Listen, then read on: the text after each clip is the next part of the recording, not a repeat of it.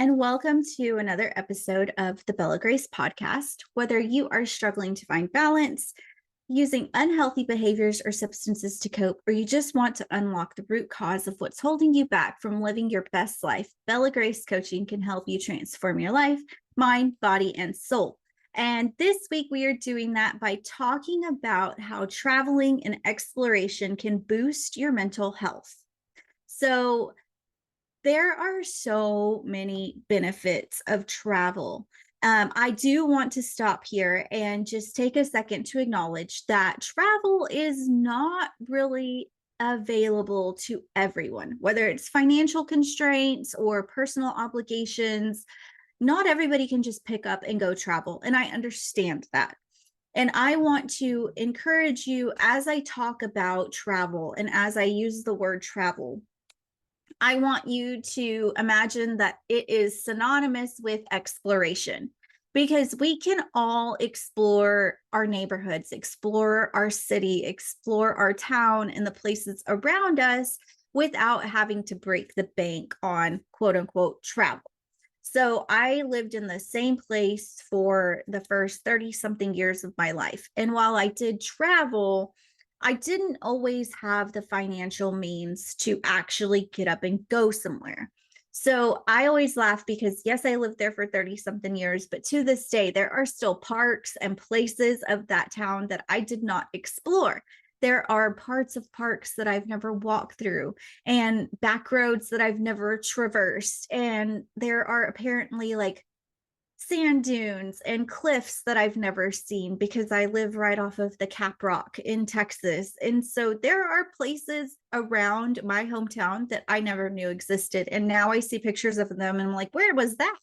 So I want to encourage you to keep that in mind as we go through this podcast, that when I say travel, it doesn't mean hopping on a plane and going across the country or across the globe to explore new exotic places. You can explore in your backyard, and that is perfectly fine. You will still get all of the benefits we are going to talk about today.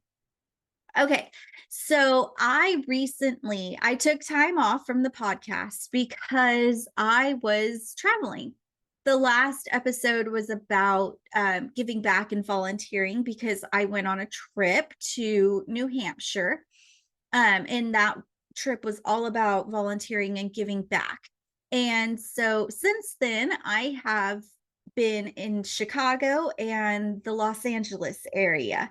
And I am back now and I'm excited. And I really want to use my experience as an opportunity to share some of the benefits that are proven and some of the benefits that I personally had over the course of the last 2 trips that I've taken. And so the science behind travel and mental health is abundant. There are 2 sides of this coin, right? There's 2 sides to everything, where one person might feel stress relief and a reset button from travel. Others might get super high anxiety about thinking about planning a trip. And so, again, I want you to understand that I know travel is not for everybody. And if it's not for you, that's fine. Maybe this looks like exploring the world around you, trying a new restaurant, going to a new pub, or whatever it is, like trying a new food. So just keep that in mind. I know travel is not for everybody. So you can fill in the blank with whatever travel, quote unquote, travel and exploration means to you. Okay, so there is science that shows that travel promotes better creativity, it boosts happiness, you have increased mental motivation, it enhances mindfulness. It can boost your mood. It can lower anxiety. It can increase productivity. It will relieve some stress, reduce some stress. It can create better relationships. It can boost your confidence. You can experience less burnout when you travel or explore. It can have a shift in your perspective, sorry, in your perspective. So there have been several studies done And one in particular that sticks out to me is one that was done in 2013. And it says that 80% of respondents said that travel improves their general mood. And 75% said that travel helps them reduce stress. So, I mean, why not?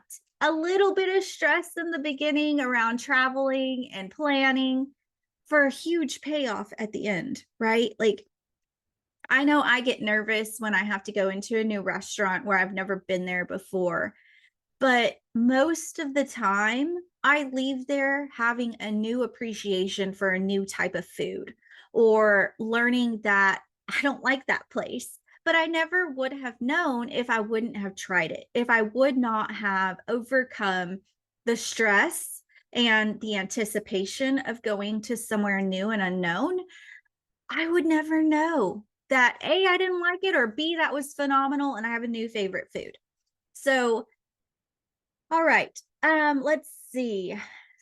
Traveling promotes a sense of adventure and curiosity. Again, travel and exploration. If you don't ever try it, you're never gonna know.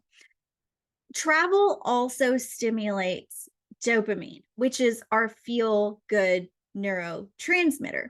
So, way back when I talked about the daily dose, right? And I talked about how the daily dose is dopamine, oxytocin, serotonin, and endorphins. And so I want to talk about how travel helps you get your daily dose. So we are going to start with dopamine. So dopamine is the feel good neurotransmitter. And whenever you are experiencing new things, you are trying new food, you are going to new places, it is going and you are feeling good about these things, that is your brain being stimulated to release dopamine. And when we experience those things, our brain wants more. It's like, yes, I want to do that again. And it knows that you have received that boost of dopamine from travel because travel, like I said, promotes a sense of adventure and curiosity. So your brain is going to be more adventurous and curious outside of the travel experience because it correlates adventure and curiosity with a surge, with a release of dopamine. So oxytocin is the neurotransmitter hormone that is released whenever we feel closeness to people. It's released whenever mamas are breastfeeding. It's released whenever mamas are giving birth. It's released whenever you have a hug with someone that you love. Or when you have a long conversation with somebody that you love.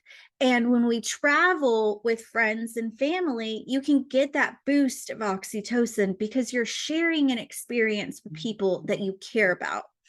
Serotonin is in charge of a lot of things in our body. It's in charge of our sex drive. It's in charge of our digestion. It helps with boosting our moods and a sense of well-being. And whenever we travel exposes our brain to new sights, new sounds, new smells, which excites our senses, and then it triggers a release of serotonin. So not only is it a break from the mundane, a break from routine and stressors, but it also gives us a surge of serotonin. And that helps with digestion, that helps with bone health, that helps with your mood. So we want to make sure that we are getting that serotonin. And last, but with the science, this is the last piece, is endorphins. So endorphins are released whenever we're working out or doing something physically exerting. And so when we travel, we probably walk a lot. We walk around the airport. We are trying new experiences. Maybe you go for a hike like we did in California. And all of that is going to boost those endorphins. So that's kind of the science behind travel and exploration. Traveling as a form of self-care. So As I've said several times, traveling encourages a break from our daily responsibilities and allows for some self reflection. So, when I'm traveling and crap hits the fan, or when I'm exploring and crap hits the fan, I really try to reflect on what I did in this situation. How could it have been better? What could I have done differently? And it also gives me some space. So, my daughter and I found ourselves on an hour-long train ride from um, Chicago O'Hare Airport to downtown Chicago. And on that train ride, I really just sat and thought about the fact that my daughter is a senior in high school and how our journey has gotten us here. And for those of you who don't know, my daughter's dad was incarcerated when she was an infant, and he was sentenced to 15 years. And I was gutted. I was absolutely gutted when we got the sentence because A, he didn't do what he was accused of, and B, he had fought so hard to fight that case because it was important to him to be there for his kids. And suddenly he wasn't. And suddenly I was a single mom. And my worst nightmare was for my daughter to grow up with no dad and a single mom like I did, because it was tough. And I wanted nothing more than for my daughter to always have her dad. And so getting that sentence was like a kick to the chest. Like, it knocked me to my knees, almost literally. I was in the courtroom, and yeah, it was awful. And so as I was on that train ride, I was just reflecting on all the ways that God had held us in the last 17 years.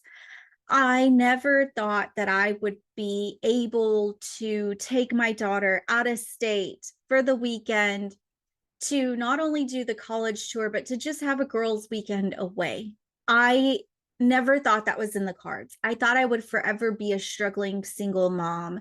And that is the furthest thing from our reality now. And I just reflected on all the ways that God has held us in his hands over the last 17 years, and how my daughter is literally walking in my answered prayers. And it was so great. And had we not traveled, had we not had that train ride, I would not have been able to have that moment of reflection and gratitude for everything that we've been through, good, bad, and ugly, like all of it.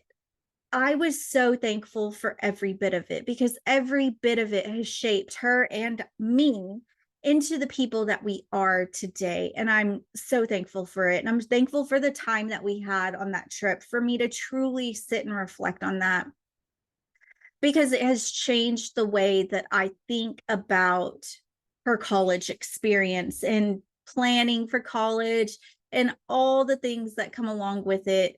And so, yeah, it gives you a time to break away from daily responsibilities and allows for self reflection. And so that takes me to the second point of travel as a form of self care, which is it allows us to disconnect from work and technology and to reset mentally and emotionally. So while I don't 100% disconnect when I am on vacation, I know some people do, but I am a lot slower to respond to text messages. I don't respond to work emails if it's not a dire emergency. I don't respond to it. I usually wait to post to social media until the moment has passed and we're just sitting around or resting for a while. And that time away from technology and day-to-day responsibilities really is an opportunity for me to reset. I know the work will be waiting for me when I am done.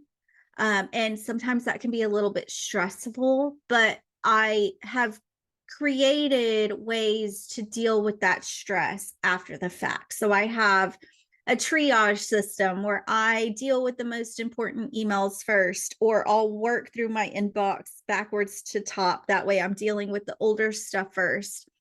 And then I just knock it out. So I try not to let the stress of the work that's waiting steal from my peace and my joy in the present moment. So, some ways that you can practice mindfulness while you travel is to take some quiet time to go for a walk before the family gets up and everyone hits the ground running to go to Six Flags or Disney or to the beach or whatever it is. Take some time for yourself. Take a quick walk around the block. Sit at the table and have your cup of coffee. Sit out on the back porch or on the balcony in the hotel room and have a quiet cup of tea. Journal, read your Bible. These are all ways that you can practice mindfulness while you travel to make the most of your self-care on that trip. One of my favorite things to do when traveling wasn't in the cards for me was to just go find a quiet park and let my daughter play on the playground while I sat on a blanket next to the lake or the pond and just journaled or just wrote a letter to my future self. That was one of my favorite things to do. I would write a letter in my journal and just capture the moment and what I was feeling and where I hoped to be one day. And I have to tell you, I'm pretty dang close to being where I hoped I would be one day. And that makes me incredibly proud.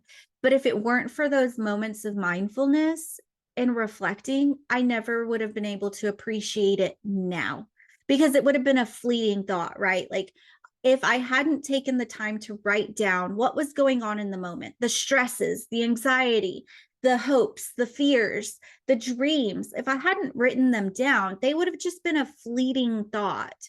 And now I wouldn't have them to reflect on and say, Teresa, you did it. Like you worked hard, you fought the battles, and now you get to sit back and live the life that you dreamed of. And yeah, this life that I dreamed of is not easy. I'm always busy. I'm always doing things.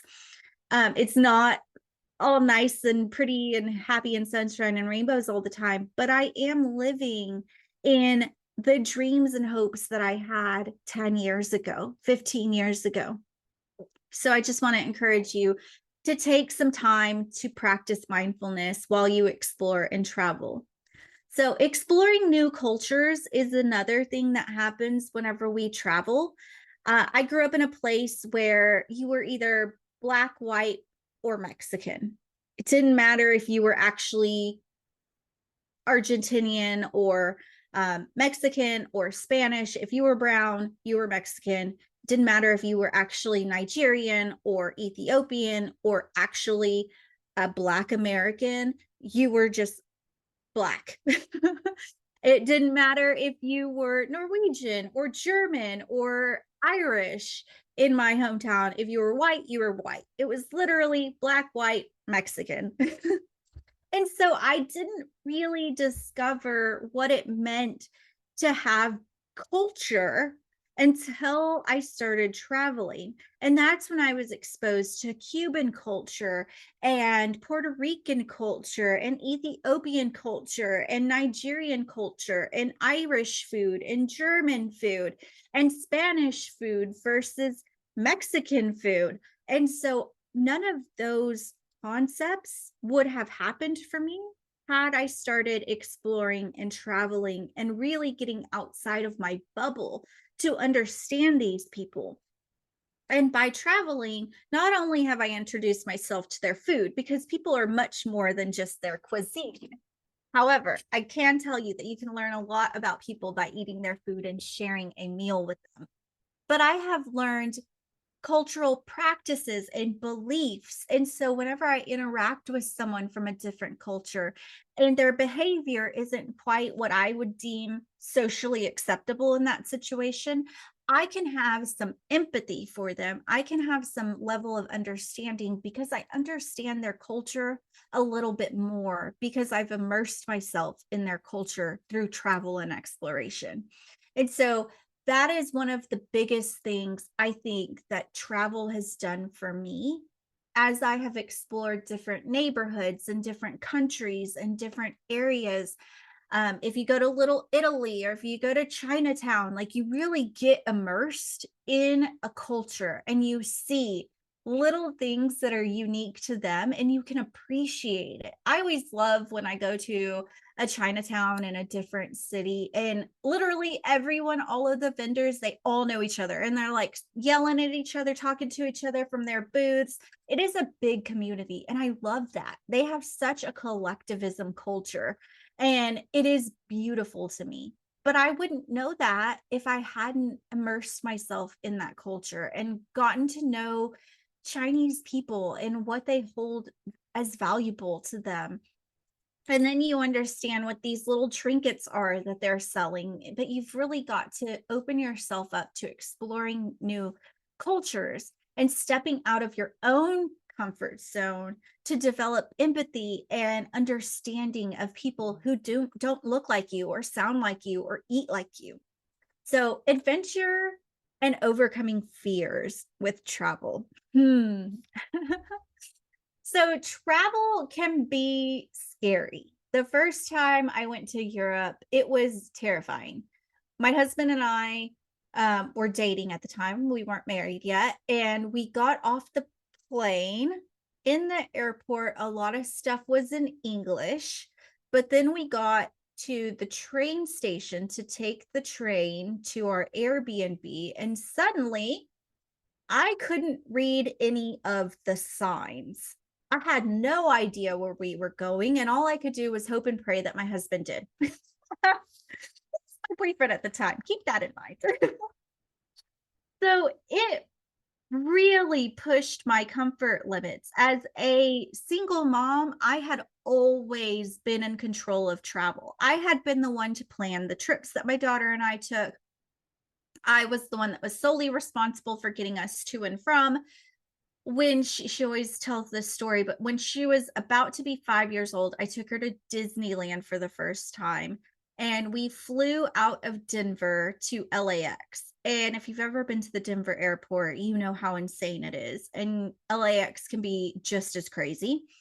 I was terrified that I was going to lose her. She was tiny at that age. And so I wrote my information on her luggage tag and I made her wear her luggage tag attached to her shirt. The entire time we traveled, I had her wear the luggage tag at the airports. I had her wear the luggage tag at Disney. I had her wear it at the beach. I literally have a picture of her with her luggage tag at Laguna Beach with it attached to the back of her bathing suit. But I was the one that was in charge of all that. So when I started traveling with my husband, I was suddenly relinquishing control, the need to control to my husband. And that was anxiety inducing for me. He was taking me to places I'd never been. We were traveling a lot when we were dating. And so I was immersed in places where I didn't know the language. I couldn't read the signs, and I had to trust that he would get us to where we were going. And as we traveled together, I began to grow my confidence in his abilities and my own abilities in navigating unusual and unknown situations. And that is one of the biggest things that I'm grateful for when it comes to traveling is that it has shown me that I can overcome my fears. I can push past my self-inflicted limits and I can do more than I ever thought that I could. And that sense of achievement and accomplishment goes a long way because when I am in an everyday life situation that I don't think I can handle, I remember, hey, Teresa, you traversed a train station in a country where you could not read the signs and you got to your Airbnb safe. I can handle this thing, right? It gives you a sense of accomplishment, and that translates to confidence in other areas of your life.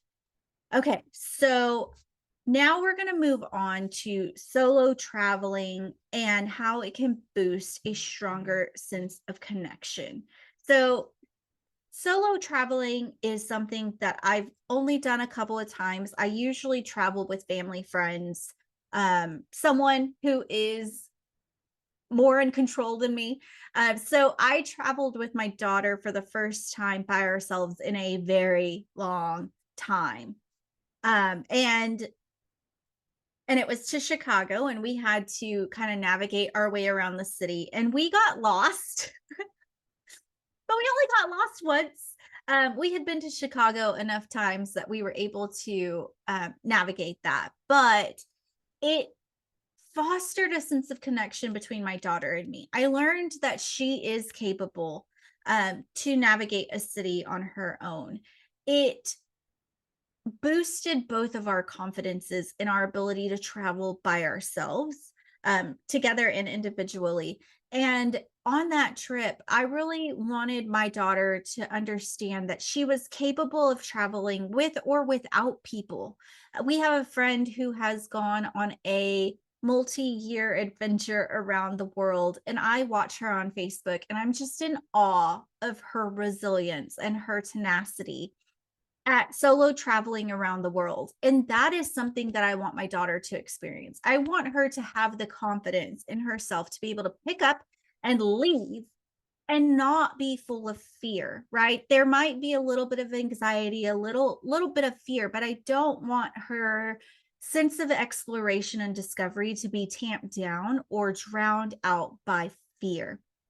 And I think taking a few solo trips, maybe start close by and then expanding those, can help you boost your independence and your sense of self-discovery. So, my last trip was with friends, and it can be very tricky to travel with friends and family or even coworkers because everyone is different. Everyone has preferences and things they'll do and things they won't do. But traveling together is a way to nurture friendships and foster stronger communication. So, my friends and I had to learn to communicate in ways that were okay with each other. So, we learned that one of our friends is not a morning person, whereas the other person and I are. So, the other person and I were like, hey, sleep in as long as you want. We're going to do our thing. Like, we got up, we got dressed, we went for coffee, we sat out on the back patio and laughed and picked limes off the lime tree. Like, we just did our thing. And then we went inside and watched some TV show on the travel network or something and just sat there and enjoyed some quiet time. She read a magazine, I watched TV. And then when our friend was ready to get up, she got dressed, came out and said, hey, it takes me a little bit to get going. And we're like, hey, that's totally fine. But it's that level of understanding and respect that everyone is different and everyone processes vacation their own way, right? So when my husband and I first started traveling together, he is a morning person. I am not necessarily a morning person.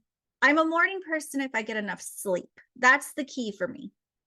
I have to get 10 hours of sleep or I am non-functioning in the morning. Well, my husband wanted to stay up until 2 in the morning, but we also had to wake up at 5:30 in the morning for an excursion. And I was like, look, dude, you get one or the other, but I can't do both. So we're either staying up for the concert or we're going to an after party or we're going to bed early and going to the excursion. Like, we can't do both.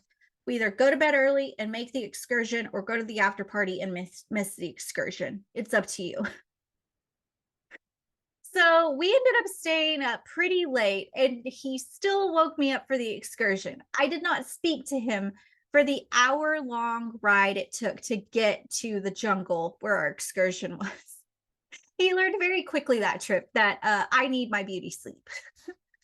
But these are things that you learn when you travel with people. And it builds your bond, it builds your ability to communicate with diverse populations, people who aren't exactly like you, and it builds your bonds together. So if you can just push through those hiccups and troublesome moments of travel, I promise you will have a deeper sense of understanding for people. If you can look at it, have some empathy and look at it, put yourself in their shoes and see it from their point of view. So travel doesn't have to be expensive. Like I said, you can literally have a staycation. You can explore your own neighborhoods. There are hotels in every town. You can rent a hotel for the night, enjoy their pool, enjoy their amenities, enjoy their restaurant, and act like you're not in your own hometown for the night. You can go for a walk in the park. One of my favorite places to explore in Dallas is Cedar Hill Nature Preserve because it feels like you're not in the city. It feels like you're somewhere in the hill country or in the Wichita Mountains. So find places that are local to you that you can explore and plan your next adventure. What are you waiting for? Even if it's a local experience, I want you to share your favorite travel experiences in the comments. How have they impacted your mental health or your social health? Sorry. And leave it down below. Comment on my Instagram, comment on my Facebook, comment in Spotify, Apple, whatever, wherever you get your podcast. I want to know what has been your favorite travel experience and how has it impacted your mental health? So until next time, be well, be kind, and may you find some joy this week. Bye.